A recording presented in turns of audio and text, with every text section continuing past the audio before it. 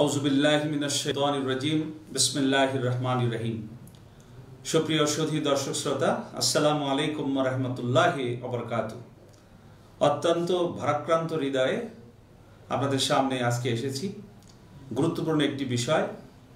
ইতিমধ্যে আপনারা জেনেছেন, গত 28শে ডিসেম্বর রোজ সোমবার সকাল 6টা 48 দেওয়ানবাগী হুজুর ওফাত লাভ করেছেন।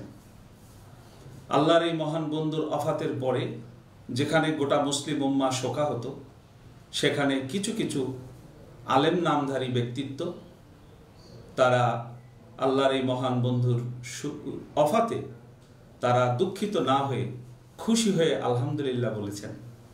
এই বিষয়টি আমাদের দৃষ্টি আকর্ষিত হয়েছে। এই জন্যই মূলত আজকের এই অনুষ্ঠানে আপনাদের সামনে হাজির হয়েছি। সুধী দর্শক শ্রোতা, আপনারা জানেন, মহান রব্বুল আলামিন পবিত্র কোরআনের সূরা ইউনূসের ৬২ নম্বর আয়াতে আল্লাহ পাক রব্বুল আলামিন বলেছেন, আলা ইন্না আউলিয়া আল্লাহি লা খাউফুন আলাইহিম ওয়া লা হুম ইয়াহজানুন। সাদাকাল্লাহুল আযীম। আল্লাহ পাক বলছেন, জেনে রেখো, আমার ওলি বন্ধুদের কোনো ভয় নেই, তাদের কোনো দুশ্চিন্তার হওয়ার কোনো কারণ নেই। ওলি আল্লাহগণ জগতের জন্য রহমত। দেওয়ানবাগী হুজুর তিনি একজন ওলি আল্লাহ ছিলেন। শুধু একজন ওলি আল্লাহ নন, তিনি অনেক উচ্চ পর্যায়ের একজন মহামানব ছিলেন, একজন ওলি আল্লাহ ছিলেন। আপনারা শুনলে খুশি হবেন, আল্লাহর এই মহান বন্ধু জগতের বুকে এসে মানব জাতিকে শান্তি ও আদর্শ চরিত্রের অধিকারী হওয়ার শিক্ষা যেমন দিয়েছেন, তেমনি আজকে যে স্বাধীন বাংলাদেশে আমরা বসবাস করছি, এই স্বাধীন বাংলাদেশের 1971 সালের মুক্তিযুদ্ধে এই মহামানবের রয়েছে বিরল অবদান। আজকে এই মহামানব আল্লাহর কোরআনের তাফসীর লিখেছেন। তিনি জামানার মুজাদ্দেদ ছিলেন, তিনি জামানার ইমাম ছিলেন।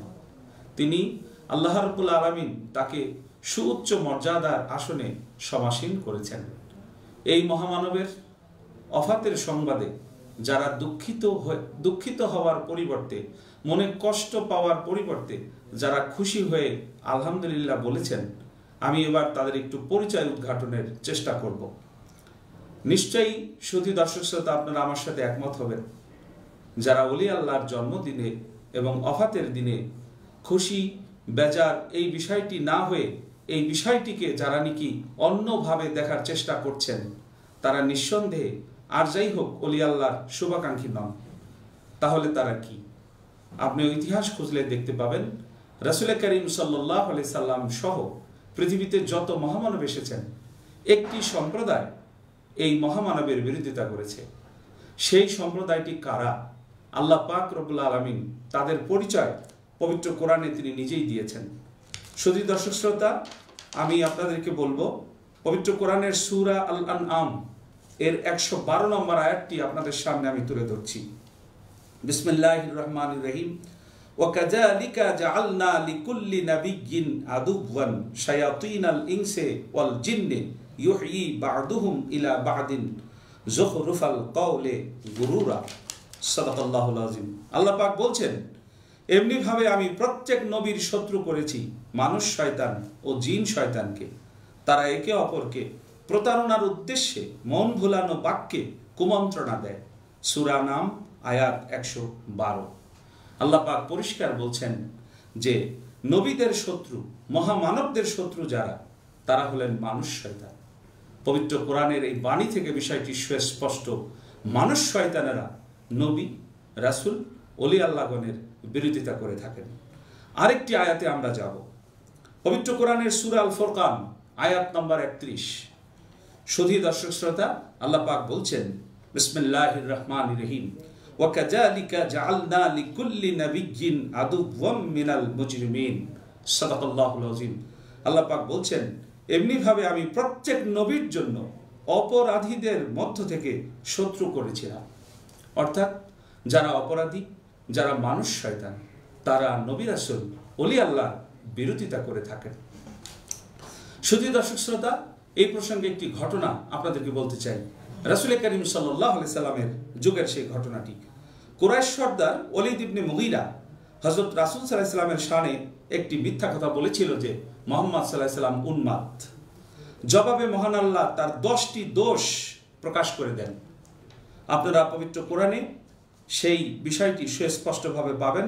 সূরা আল কলম আয়াত 8 থেকে 13 আল্লাহ পাক রব্বুল আলামিন বলছেন, হে রাসূল সাল্লাল্লাহু আলাইহি সাল্লাম, আপনি মিথ্যাবাদীদের কথায় কর্ণপাত করবেন না। তারা চায় যে যদি আপনি শিথিল হন তবে তারাও শিথিল হবে। আপনি এমন ব্যক্তির কথায় কর্ণপাত করবেন না যে কথায় কথায় কসম করে, যে হীন প্রকৃতির, যে পশ্চাতে খুব দুর্নাম রটনাকারী, যে চগলখুরি করে বেড়ায়, যে নেক কাজে বাধা প্রদানকারী, যে সীমা লঙ্ঘনকারী, যে মহাপাপী, যে রুক্ষ স্বভাব, এতদ ব্যতীত সে জারস। আল্লাহ পাক রব্বুল আলামিন ওয়ালিদ ইবনে মুগীরার 10টি দোষ কোরআনে বর্ণনা করেছেন। কেন? এই ওয়ালিদ ইবনে মুগীরা আমার নবীকে বলেছিল মুহাম্মদ উন্মাদ, নাউযুবিল্লাহি মিন যালিক।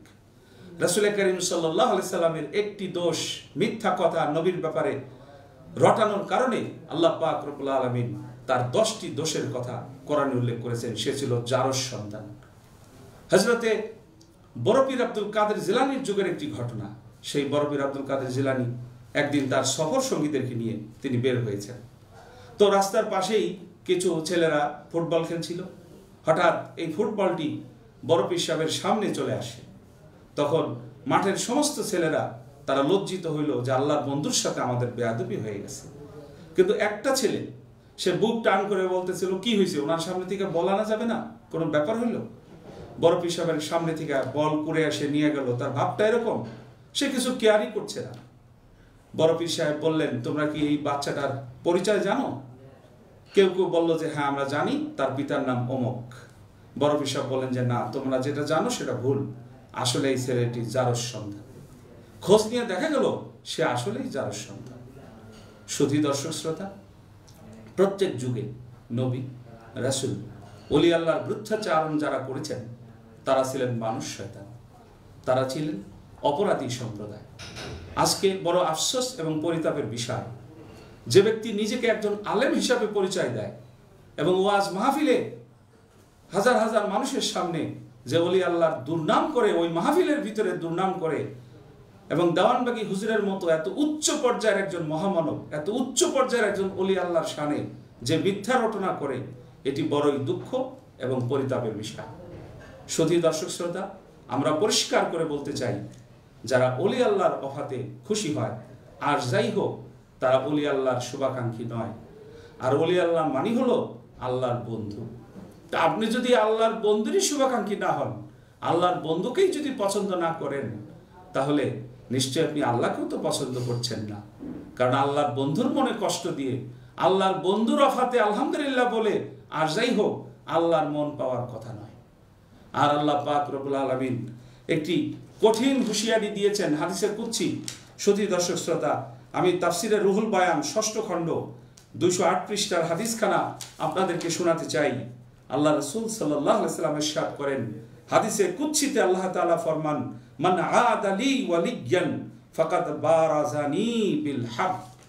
অর্থাৎ যে ব্যক্তি আমার কোনো ওলি বন্ধুর সাথে শত্রুতা করেছে, সে অবশ্যই আমার সাথে প্রকাশ্যে যুদ্ধ ঘোষণা করেছে। এই হাদিসখানা তাফসিরে রুহুল বায়ানের 6ষ্ঠ খণ্ডের 208 পৃষ্ঠায় উল্লেখ করা হয়েছে। সুধী দর্শক শ্রোতা, আরেকটি বিষয় আপনাদেরকে বলতে চাই।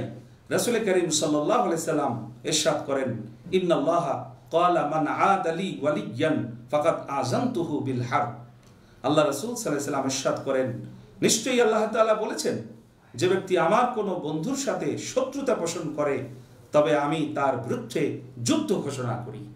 বুখারী শরীফ 2য় খণ্ড পৃষ্ঠা 963। সুধী দর্শক শ্রোতা, তাহলে যারা আল্লাহর বন্ধুর অফাত দিবসে অফাতের সংবাদ পেয়ে আলহামদুলিল্লাহ বলে, যারা ওলি আল্লাহর সাথে নিজেদেরকে শত্রুতা, নিজের ওলি আল্লাহর শত্রু হিসাবে যারা নিজেদের প্রকাশ ঘটাইল, আল্লাহ পাক রব্বুল আলামিন নিজে তাদের বিরুদ্ধে যুদ্ধ ঘোষণা করেছেন। আমি অনুরোধ করব, মুসলিম উম্মাহকে অনুরোধ করব, এই সমাজের 2-4 জন আলেম যারা ওয়াজ মাহফিলে ওলি আল্লাহর বিরুদ্ধে ফতোয়া দিচ্ছেন, পরিষ্কার বলতে চাই, এই গর্হিত কাজ থেকে আপনারা অবশ্যই নিজেদেরকে বিরত রাখবেন। আল্লাহ আমাদের সবাইকে সঠিক বুঝ দান করুন, আমিন। ওয়া আখির দাওয়ানা আলহামদুলিল্লাহি রাব্বিল আলামিন। আসসালামু আলাইকুম ওয়া রাহমাতুল্লাহি ওয়া বারাকাতুহু।